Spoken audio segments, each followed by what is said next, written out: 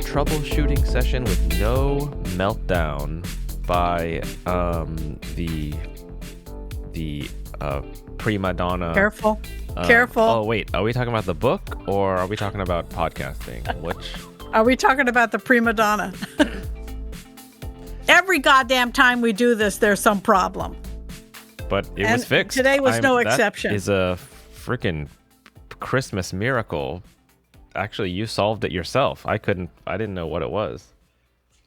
So that Voila. is, wow, there is hope. There is hope. So we read this book, what is it called? The Hope in Our Stars? No, it's not. The Fault in Our Stars. Didn't you look that up? Oh yeah, The Fault Don't in you Our know Stars. what the title refers to? Yeah, he says it's from Shakespeare. It is from Shakespeare. Not the famous. It's from Julius Caesar. Yeah. It's I can educate you. Go ahead. I recognized it, but it is not exactly from Shakespeare. The quote from Shakespeare is from Julius Caesar, and it is Cassius, who is the ringleader of the assassination attempt, talking to Brutus, and he says, "The fault, dear Brutus, is not in our stars, but in ourselves." It's from Julius Caesar. It is in Act 1, Scene 2. And what he's saying there is we have to take responsibility for our actions. Mm-hmm. So I think that the purpose of the title is just the bad luck that these kids have in getting cancer. It's not exactly fate. In Our Stars refers to astrology and that we are influenced by the stars. But it is just their bad luck. And it's a story about these teenagers with cancer, and they don't deserve it. They didn't earn it. It's not a punishment. It's not in any way that they are responsible for this diagnosis and illness. But they have to deal with it. And that's what the theme of the story is, how they deal with it. Yeah, that's a funny thing. Like that, I actually, so I liked this one for different reasons. And yeah, I thought that type of fatalism where like, oh, nope, we can do nothing. We got no power over anything. Hey, it is what it is. And what you're going to do. That is, I think of the lofty term, the human condition, where you got situations where it's like, oh, what I'm going to do, what can I do? Oh, I can take action, I can do things. And, that works, that pattern works in, a soccer movie about, oh, I want to make the team, or some romantic comedy. Oh, well, I'm ugly. Oh, I got to change. But then, yeah, there are cases where it's just so overwhelming that, yeah, the fatalist, oh, it's in the stars. It's yeah, I'm cursed. It's my fault. I did something or whatever. It's just too overwhelming, too incomprehensible that actually, yeah, the mysticism is the most appealing rationale, maybe. And so, yeah, it's about cancer, which is the most, the emperor of all maladies, one might say. Just it's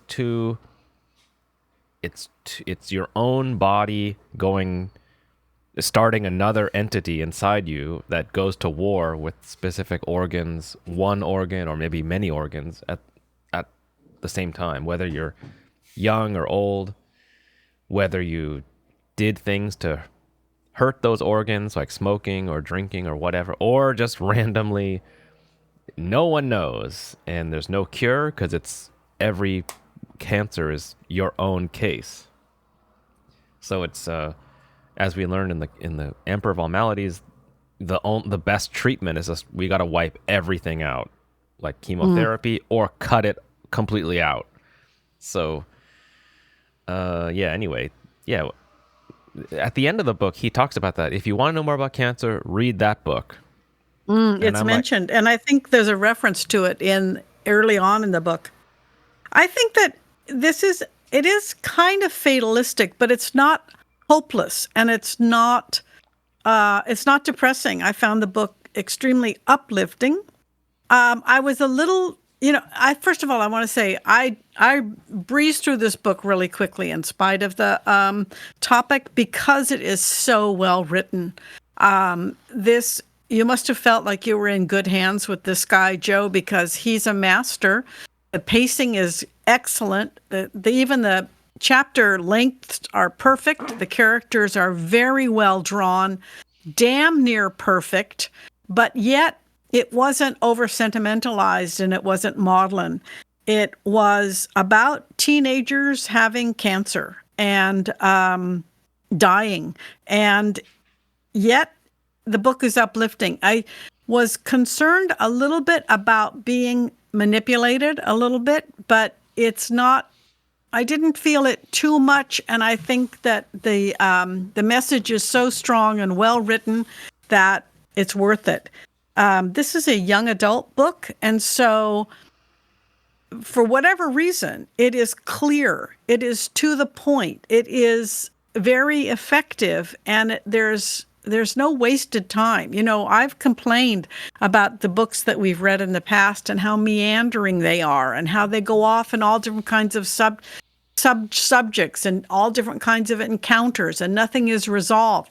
And this book is the opposite. And whether it's because it was written for young adults or not, I think it's a winner for that reason. It's very clear. The characters are extremely likable. The pacing, I said, is very good. It's clear-eyed. It's uplifting. I think it's a really, really good book. Whoa. So I thought okay, this guy's actually a YouTuber.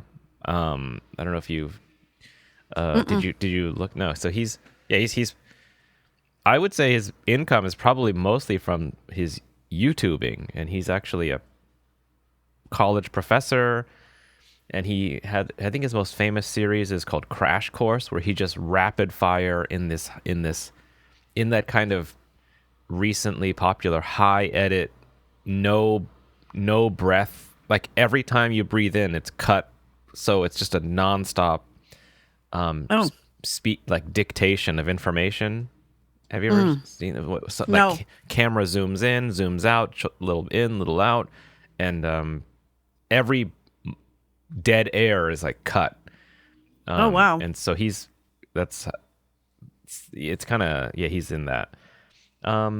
But his name is John Green, by the way. The author's name is John Green. Okay, yep. I didn't know that, and I haven't heard of that. But I mean, that's possible in a media that you can control, stop, rewind, and play again, like YouTube is designed for that. And so, okay, well, he's totally into speed and efficiency, it seems to me, because and this story was fairly formulaic. I mean, he followed all the rules. The plot structure is very, very standard.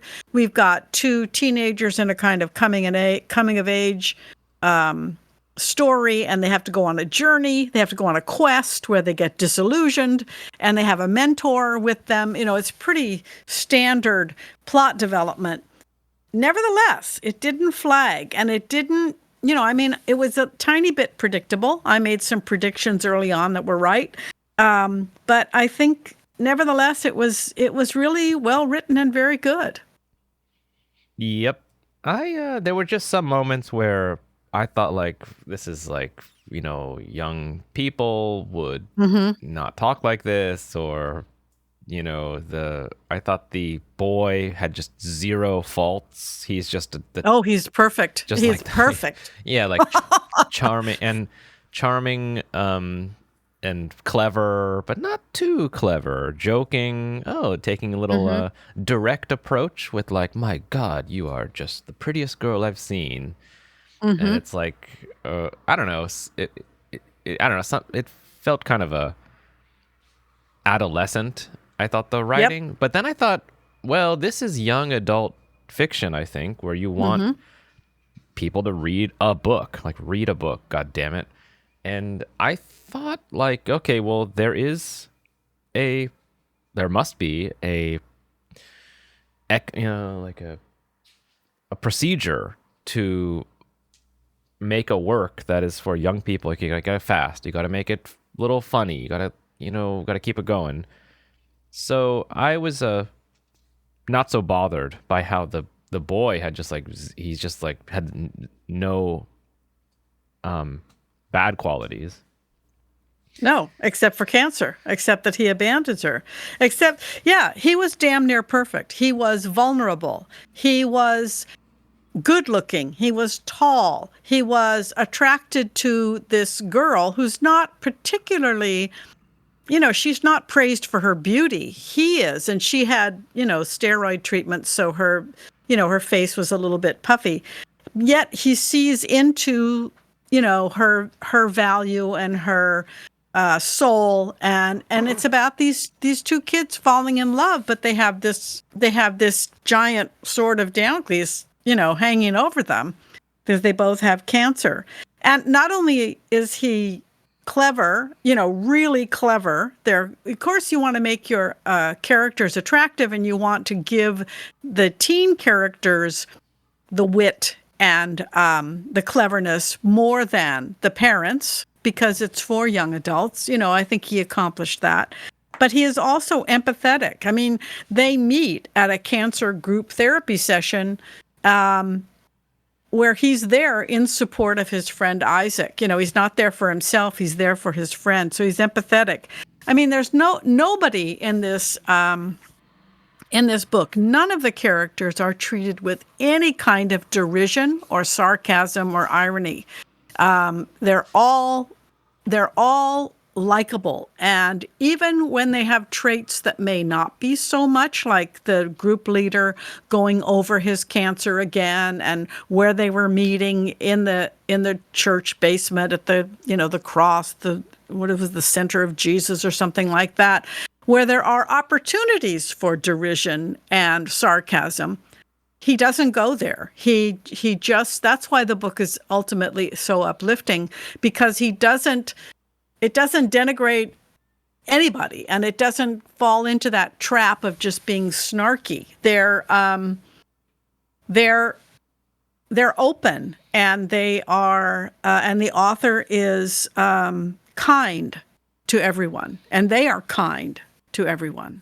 Well, the one thing that the girl's name is, what in the hell? Hazel. Oh yeah. And the girl's name is Hazel. And she was more real because, yeah, she gets frustrated and impatient, and she's and yeah, actually I thought of Margie's podcast where she says, yeah, well, the thing about teenagers is that they're 1,000% self-centered, like they don't care about like anybody else. And so she would turn it on. The mom's like, "Where you going?" She's like, "Shut up," or "God, get out of," like Napoleon Dynamite, like, "I have to go, okay?" And but one thing that was, I thought he was pretty light on the boy. He's just perfect. But the girl, when they're in that group meeting, and the leader is a cancer victim. He got it in his like testicular cancer. And yeah, high schooler is like, well, that's cancer. It can hit anywhere. And he got it, his testicles gone. And you just can't, a beginner thinker just can't separate, well, that has associations, like you're a man or you're not a man, or you've lost your manhood. But we sympathize with, because it's cancer, but we shouldn't, it would be embarrassing to sympathize too much. Like, yeah, it's just this conflation of, lung cancer. Yep, that's terrible. You can't walk, can't move, whatever. But a teenager's like, I don't have to understand it, but I can point it out. She does like joke like, yeah, so I guess he's got no balls. It's true. Well, it's true. I'm just saying what he said. And so I thought, okay, that's good teenage writing there. But some of the jokes of the boy were like, I was like, this boy's kind of a dweeb. Like, well, he's too good to be true. He can't be all those things, but he is remember that she's the main character. So she's the hero in the story, and she remains the hero because she's the one that has to survive to the end of the story. And he is a lesser character. He's not the main character, but he is damn near perfect. Absolutely, he is. I will say that. But you have to make these characters likable. And I think that he did that. The other thing about these two characters, and even the character Isaac, who loses his sight, he's so the central point of all of this is not to let cancer be, I think, not to let cancer be the enemy, right? I mean, he's clearly, cancer is the antagonist in the story. They're all dealing with it. Their circle is small. They're all dealing with each other and cancer. But the bigger picture is how the ripple effect of the cancer, and how it doesn't just affect one individual. That's why the opening scene is a group, I think, but it affects everybody and their families. Because one of the best quotes from this book is, "We are all wounded in your battle," the mother says to her, I think, says to Hazel. And that's absolutely true. And I think that with that quote and with the dynamics of the relationships in the story, the author is pointing out that what's important here is the relationships rather than the cancer. I mean, the relationships are bigger than the cancer. So this Isaac, who loses his sight, he is more hurt by his girlfriend deserting him than he is by losing his sight. And Hazel says her grief is a 10 on the pain scale. And she never complained too much about the pain of her other cancer. It's the relationships with family and friends that is most important in this story, and the fact that we don't go through any of this alone. We go with it and have effects on each other and are helped by each other. I think those are the two big messages of the story. Cancer is a vehicle for finding that out, and I think the two kids find it out. I heard a YouTube by some teacher or something, and he said that the worst disease is depression, because you're just like you're just incapable of feeling good about like anything. Like you just don't. Everything feels bad. He said you could say, well, what about? He said a few examples like, oh, what about you have a hardship, you have a difficulty, you overcome it, you're actually stronger in the end. Like, oh, okay, well, what about cancer?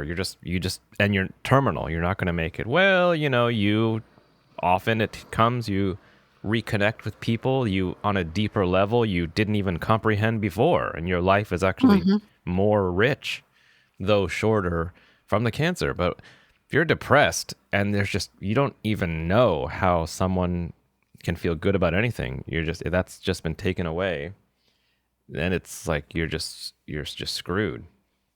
Yeah, that's true.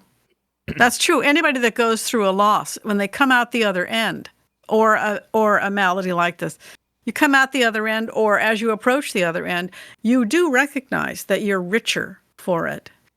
Life, this is life. Life is pain, and life is loss, and life is difficult. It's only each other that this is my personal philosophy as well. It's only through connecting with others that you give your life some value, and that you benefit from the value because you've connected with other people.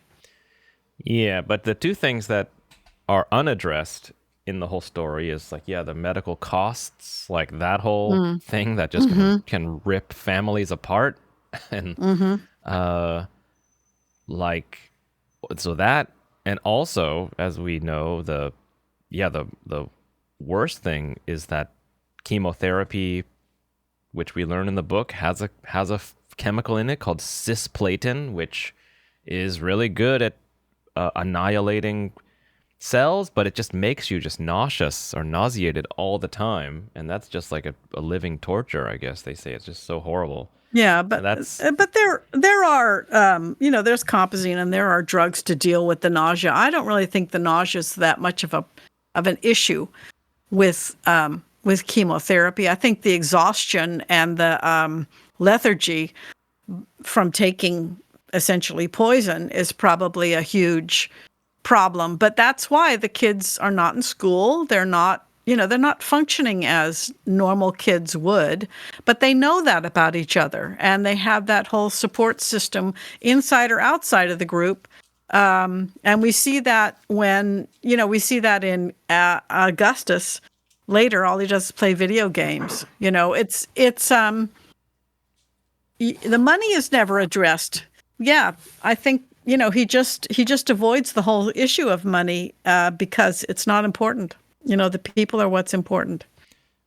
Really, is that right? There's a way to mitigate the nausea? Because that's my main fear. If I got Yes.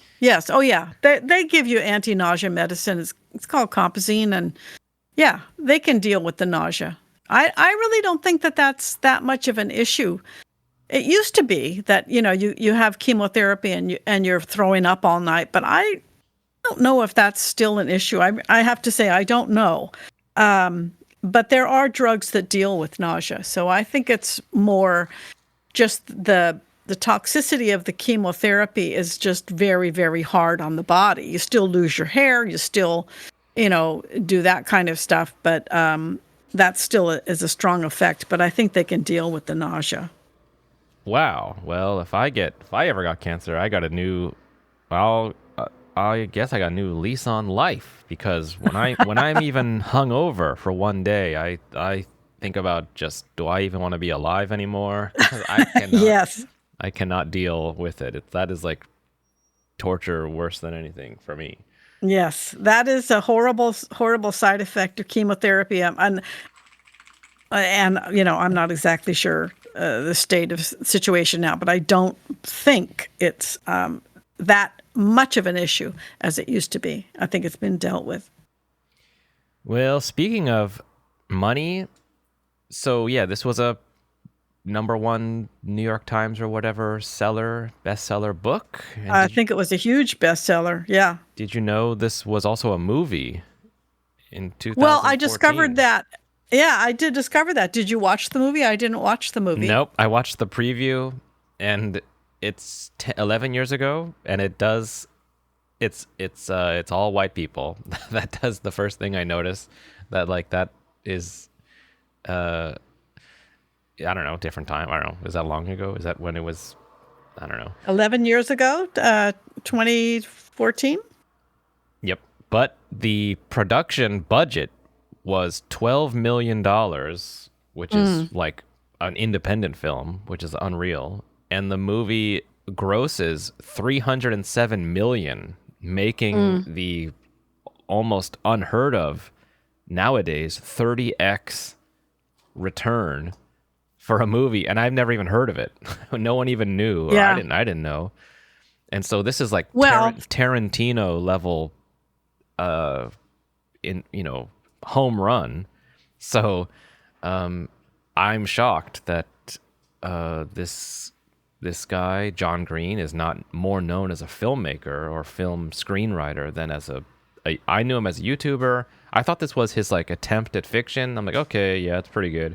But once I saw the movie version, I was like, this guy should be like Steve Jobs level famous. Was he involved in the movie? Or did he sell the movie, or was he involved?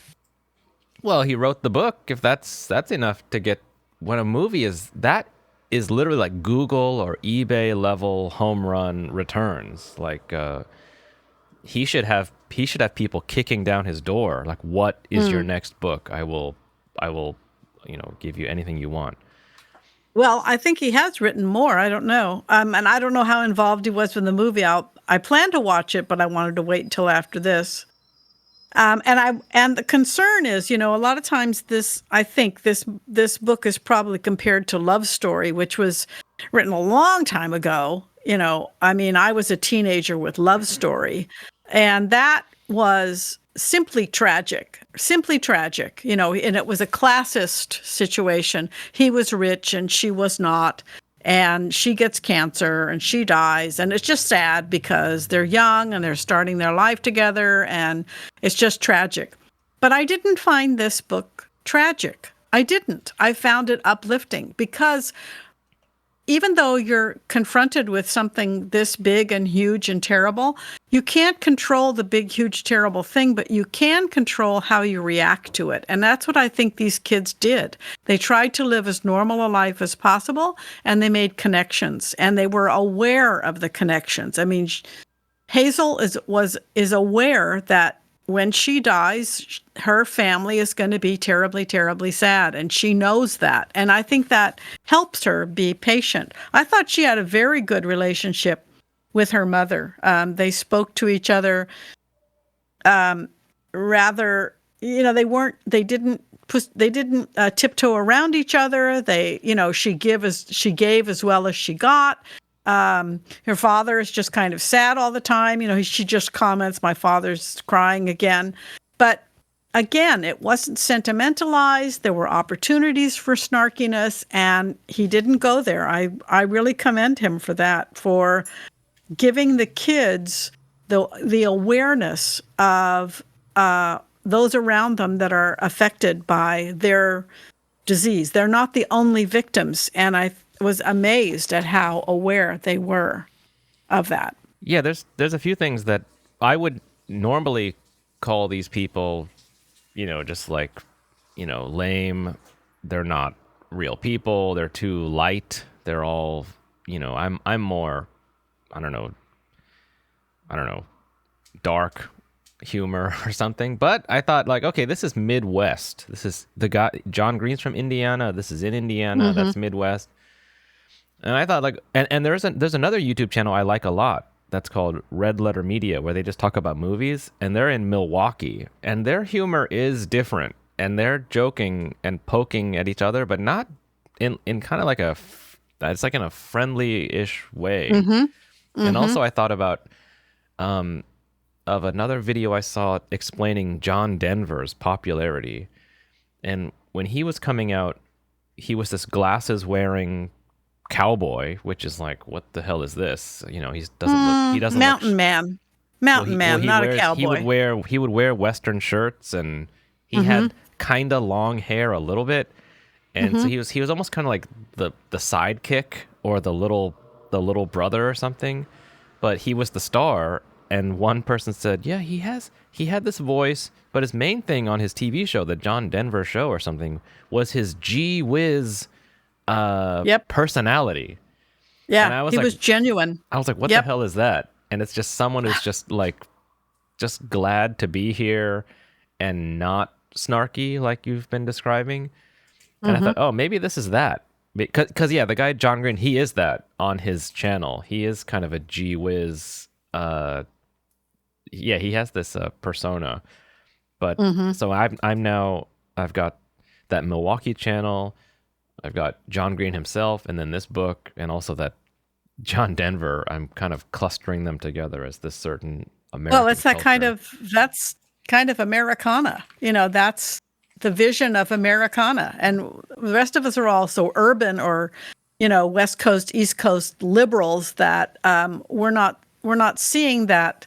We're isolated from each other. We're in war zones in our cities, and we're suspicious of everybody also. So that kind of togetherness and gentleness and genuineness is not evident in our life, maybe, but it is more still in the Midwest. It's sort of like the difference between people that come from Oakland and people that come from Alameda. Well, I always. Go ahead. I think it's connected to sameness of the population. So you looked at this and it's all white people. Yes, that's all part of it. Well, I don't know since when, but ever since I was younger, I always appealed to the more hard, the more shocking humor, like like black sitcoms on TV, like or even Fresh Prince he would just be so overt and just joking about things right in your face. And you're welcome. What? No, that's because of me and my background, I think, and my ethnicity. Oh, well, yeah, it was that was the 90s. It was like a boom of also movies too, where, totally foreign hardship, but even you have to joke about things that are just too complicated, or they're just incomprehensible. So you just have to joke. And also, yeah, Jewish humor, like, Larry and Jerry, and and they go back to Mel Brooks, who literally put like a Nazis dancing in order to address or take the power away from this horrible history. Yep. So yeah, my instinct was to this writing, like, oh, these are just nerds. This is like not tough enough or something. But then I thought, oh, I do like those other Milwaukee guys. So yeah, well, I was into it. Now another thing I wanted to talk about is the economics of young adult books, right? Now this is teenagers, so I guess it's, for high schoolers to read casually, not really to read in like a literature class or anything. No, I don't think right? so. Yeah. Yeah. So yeah, there were some times where I thought it was kind of produced, like someone's like, can you make them, can you, like, what were some things they did? Like, oh, can you have them play like a war game? That's popular now. Can you throw in like they're snipers and they're hiding, and that's happening now. So I thought, yeah, though, that's kind of, I don't know, it felt artificial how he tried to invent a game that is like that. Didn't feel like authentic, so I thought that maybe seemed like a producer was like, yeah, just throw in something about hiding and covering fire, like one of the those war games. Like it, you know what I mean? Like it seemed like kind of a shallow mention. I think it's interesting that you said it seemed produced. And I have to agree with you. I think that along the lines of what I said about how the plot development being very standard and it was a tiny bit predictable in some parts, I think it is kind of produced in order to be appealing. I think one of the things that and that's true because kids play video games. Video games, of course, are pretend life and death, but escapist. So, that fits in with everything that's going on in the book. But you do realize not only does he play video games, Augustus, but he also reads this series of books. And, Twilight series of books was very popular for teens. The Mockingjay, right? Those were series of books that were very popular. J.R.R. Tolkien, and then there's, George R.R. Martin. Was he popular among teenagers? Or there was another series of books that teenagers would read also. And both of these kids, part of their attractiveness is that they're both readers. They both read books. They exchange books, and that's part of what makes them even more attractive. But Hazel's book, you recognized, right? It's called An Imperial Affliction. I'm sure that's a nod to the Emperor of Maladies. Oh, I'm sure it is. Yeah, but and this is a narrative story about a girl who has cancer, and then the book just ends, obviously because she dies, and her quest is to find out what happens. She wants a future, in other words, Hazel does. And so that's why they go on their quest, and Augustus is able to give that to her. To go talk to the author, who it turns out is not a nice guy, is a horrible person. But even his circumstance are a little bit more understandable. I don't want to give anything away, but it's a little bit more understandable because of the major theme of the book with the ripple effect of cancer. And so, I think this book is very tight. It is kind of produced. It is streamlined, but I think it's really effective. Yeah. Yeah, talking about, I thought that book was referencing something else, but I didn't know what. That's another thing that felt overly shallow, as she's read a book like 50 times. And I'm like, who does that? Like, what young person's what Well, who teenagers? plays a video game 50 times? It gives her some kind of solace. It gives her, not, maybe not solace is the right word, but she does identify with the book because it's a story of a girl that has cancer. So it's probably, I don't imagine what the book looks like, but it's got some kind of quality to it that she can identify with that gets her back to it again and again and again. I think it's no different from watching a movie 50 times. I've seen Pride and Prejudice at least 50 times. And there is, there's something that's very identifiable and rewarding in going back to it every time. Yeah, I would say that. Yeah, that was unusual to me. Like, I've never read a book like many times, or you hear that in like what Beauty and the Beast, like 100 years ago. Like, oh my God, once I finished it, I started it immediately over again. And I thought, okay, that's when you have literally nothing else to do.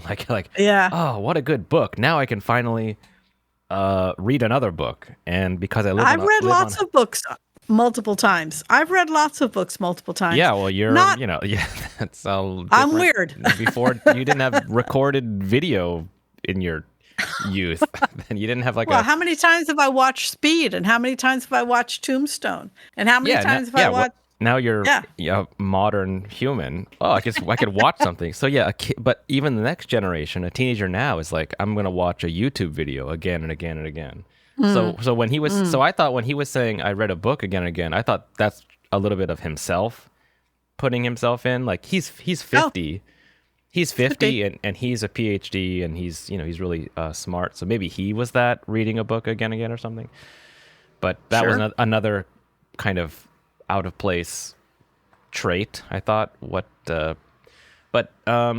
let's talk about this author. So she likes this book, and it's kind of briefly mentioned. There's like a hamster in it. There's a girl who has she wants to know what happens to this mother, and also what happens to a guy she likes. And I'm like, is this? And all he's called is like the flower guy, and Yeah. like Is why? he? And they suspect this character in this book comes off as a bit of a con artist, and she wants to know: is the character a con artist? Did he marry the mother? Was it okay? And I want to know these things that happen on the next page, because the book abruptly ends. Mm-hmm. Yeah, so they mention this book many times, and I'm like, that's going to come back later, I'm pretty sure. So then they go on a trip to visit him because they get in touch with him, and they go to another country, and that's another thing. I thought, well, why do they go there to this one city in like Amsterdam? And that was another kind of production thing. Can you make him go to Amsterdam? We gotta. Yeah, I don't know why. Yeah, we have a 20% shareholder who's Dutch. So if you could squeeze that in. So I thought that was like, well, why do they go there? And but then of course so they meet the guy, and she's going to be disappointed because she's going to realize like, oh, your whatever fantasies you have will be disappointed. The best things are what realities you can make. But then I thought the writer kind of dealt with John dealt with this author kind of ham-handedly. He's just a rude, like, alcoholic. And that's where I thought, again, the writing was kind of adolescent, because they go see him, and I think with like every cut to him talking, the author, he said, oh, well, I don't really care about anything, as he raised his whiskey glass, suggesting another. Like everything was like he drank like 7 drinks or something while they were there, and I'm like, who does that? This feels like a teenager with the idea of what an alcoholic is. Like when guests come over, they just lounge and just throw back whiskey. Like I don't know about that. So I anticipated he was going to be a disappointment, but. And then she just gathers the will to be like, well, you're just a freaking asshole, like right to his face. And I thought, okay, she would, her parenting would be like, you shouldn't do that. You're there. You would just meekly go away, disappointed. Yeah, So I I thought think so that too too. was kind of teenage. So then I gave him the middle finger and said, "Let's get out of here." And we went home. Like that is a more like teenage writing, I thought. So that's what honked out at me. And I then think you're right. and then also he shows up again later. I was like, well, what's he doing here? I thought you can't just whip him out when you want. And then he has a redemption very Yeah, a little bit. conveniently. So those are the moments I thought like this is kind of a rushed to hand in. I thought I want that final draft by tomorrow morning. Okay, so then he comes back. He goes like, oh you, yes, it's me. By the way, redemption. Okay, don't worry about it. Yeah. The end. I thought, yes. Well, I think you're right about that. I think I know why he took him to Amsterdam. And the reason why he went to Amsterdam is because of that great metaphor. Where is it? That Hazel identifies. She felt herself. I can't find it here. Anyway, there was a metaphor with Amsterdam because Amsterdam, is built on the water and it has to be constantly rebuilt because it's constantly sinking. And so she sees herself, metaphor. Okay, Hazel sees herself as a metaphor for Amsterdam, half drowned, but still here. And so I think that's why they went to Amsterdam. I think that this author probably got, oh man, what a great idea. I can work this in. Wow. So I think that's right. But what's more unbelievable in the story is that the mother goes with them to Amsterdam and then sends them off to go see the author by themselves. I don't believe that at all. Yeah. That. But it's for the structure of the story, it's necessary for the teenagers to appear self-sufficient and to go ahead and do this by themselves and then go to a restaurant by themselves in a foreign country. Everybody speaks English in Amsterdam, but still, and then sleep together. It's all, that's kind of unbelievable. And the mother takes kind of a backseat to that happening. But I think it's part of the fantasy. And part of you're right, part of the making the teenagers stronger than they really are, and unbelievable in some respects. But I'll forgive them. Yeah, like I'll forgive him for that. It's rather whirlwind. But that's the thing is that maybe that's what I'm wondering. Is that intentional for young adult? You kind of gotta write it as though she's the writer. Maybe it's kind of half and half. Maybe it's yeah.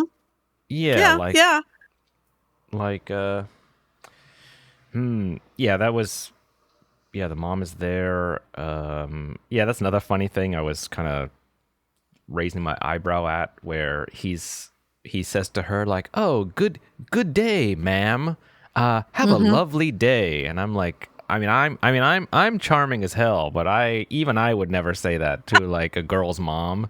Like that would be too, like, then that would be you tip your hand that you're overly charming because you want the daughter, you want to speed things up with the daughter or something. It's like I was like, but dude, picture the teenager that goes to school in a tuxedo and a top hat. It's that kind of thing. They're trying on personalities. It's like why he calls her Hazel Grace, and when her name is Hazel, everybody else calls her Hazel. And she calls him Augustus, and when she starts calling him Gus, he notices. You used to call me Augustus. It's that persona. It's that teenage persona trying things on like they try it, like you try on clothes when you're trying to figure yourself out. Yeah, I would say, well, I know you have cancer, but we have to break up because I can't. You are Isaac's girlfriend. Oh my God. I think it was. I will forgive those flaws. I think they're flaws, but I really appreciate the streamline of it, the pacing of it, and the likability of the characters and the resolution. I really think it's a commendable theme. I think the writing is really, really good. And I am so tired of those books like The Glass Hotel and the other one where the people just kind of wander through life and there's no strong impact and there's no acknowledgement and there's no responsibility and there's no accountability. I prefer this kind of story. I think where it's clear, the path I'm going on is evident, and I know there's going to be a resolution. I might not like it, but it's going to be clear. So I think that I like this kind of story better than that Glass Hotel. Really bothered me, and I think there was a couple of more in there that we've read over the past couple of years that irritated me with the same problem, this kind of meandering rather than a straight shooter like this. But aren't those those are the more feminist stories where a woman is like, I'm gonna find what I want and get it. But this is more if she has cancer, she's handicapped in the market of relationships, but then she by chance and with no effort, he fixates on her and she does nothing. And so that's the ideal position. And then she just has to, she doesn't even have to reel him in. He reels himself in and insinuates himself into her life with brazen, affection. And so, I think because she looks like his old girlfriend. Yeah, no, yeah. The other thing that was like, she stalks his Facebook. Like, who is this ex? I gotta find this out. Oh, she looks just like me.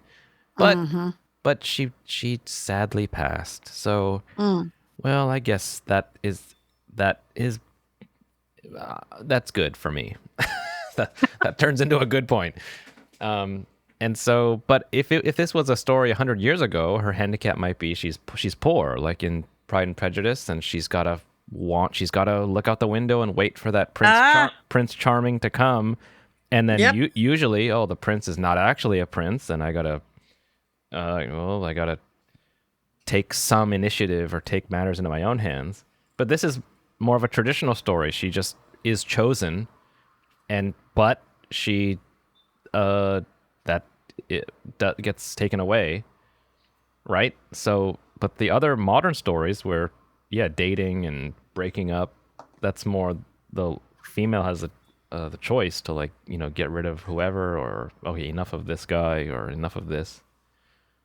So you want the more traditional. This is more linear. You want the more. Well, this is more linear, and I think that's generally speaking my preference. Well, I think the biggest difference between this and say the Glass Hotel was the resolution.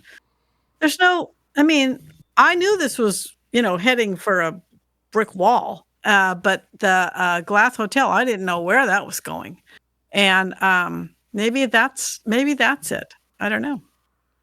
The one thing that I didn't understand about this book is one thing that's mentioned more than once is that, this teenager wants the universe to take notice. He wants people to pay attention to him. And that's why, the formal language and all that kind of stuff. It's cute. It's, it's catchy. It makes him stand out from the crowd, gives him an aura of, adulthood or respectability by using big names like that.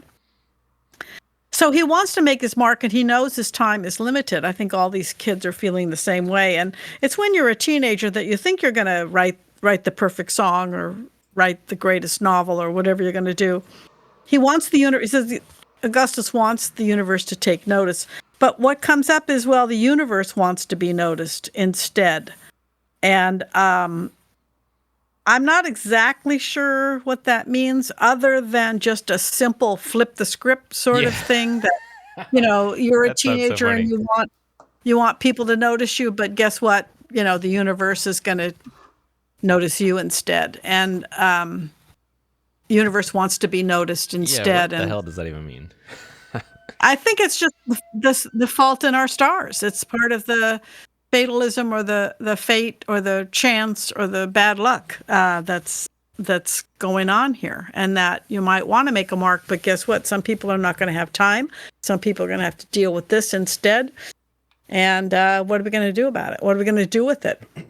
Yeah, another produced moment I get as I'm just I just get distracted briefly by things like, well, if this is a reference to Shakespeare and he's a literature and academic, master, did you want did you want her, why wasn't she fixated on a Shakespeare story or Shakespeare character, and then they go visit London together and experience the romanticism that you're referencing in your title? And but no, they actually have they go to Amsterdam and they have a dinner and they have a romantic moment in the Anne Frank house.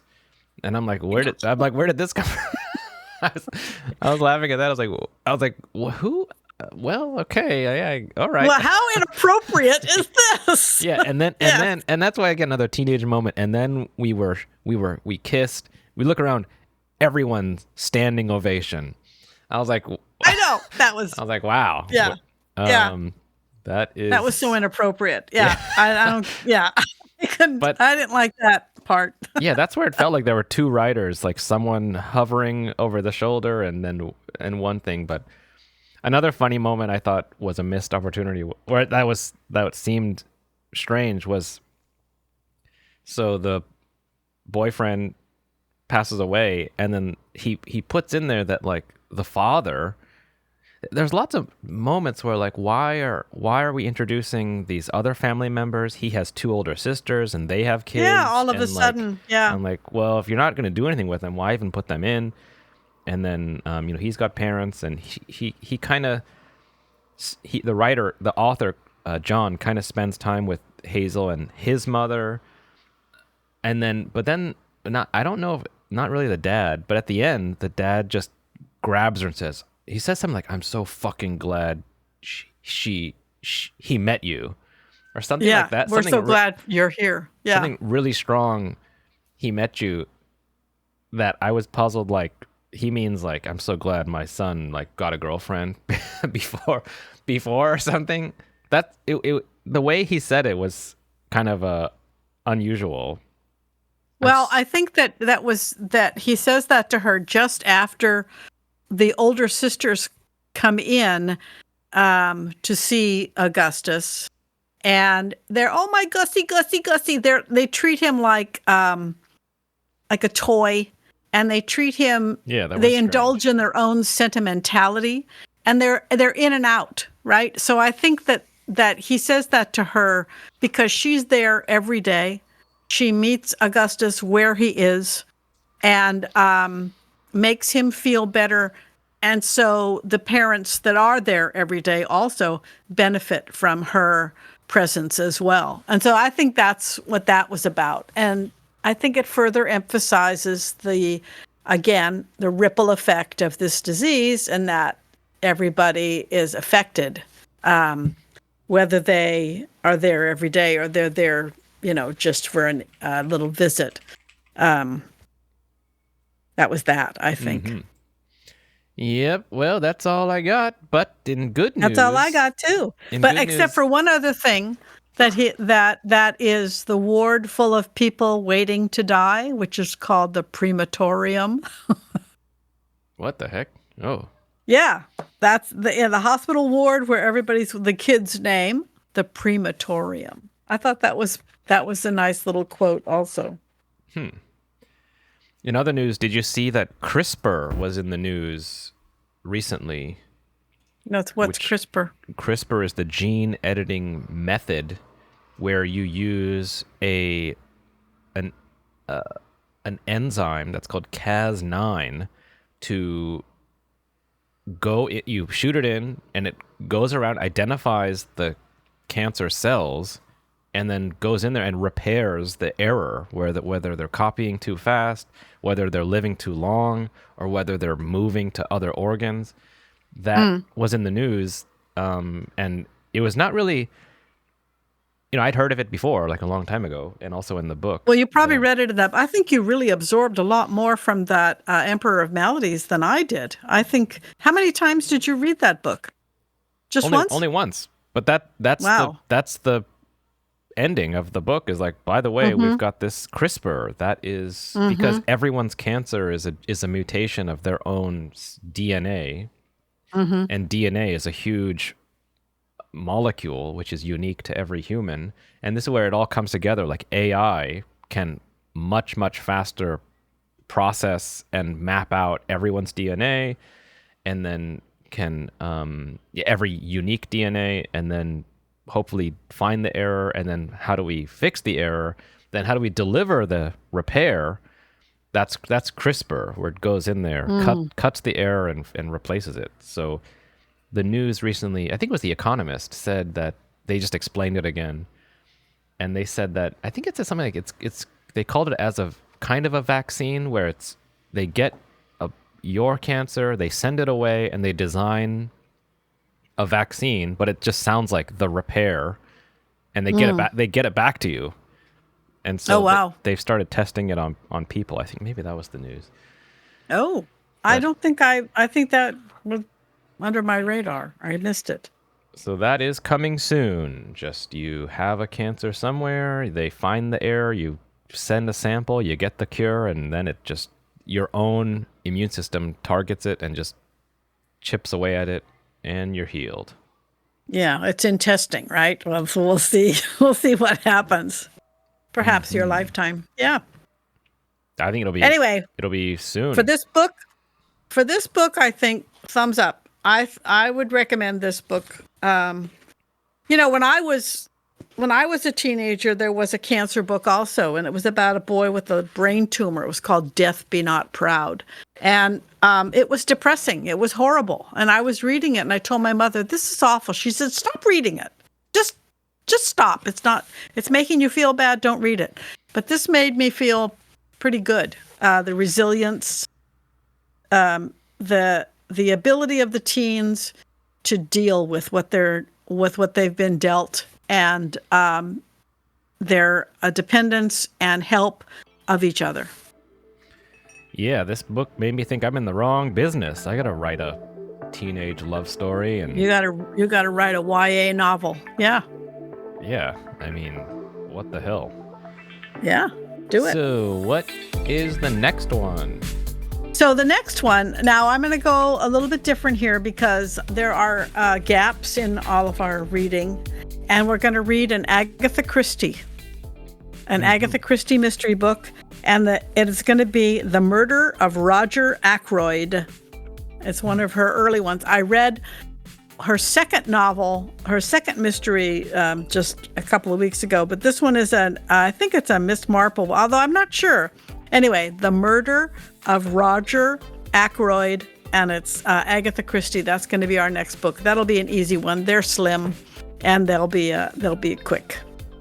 Oh, right. I've never read. Exactly. So we're filling in some gaps here. All right. So until next time. When we discuss Agatha Christie. Going from cancer to murder. Have a nice weekend.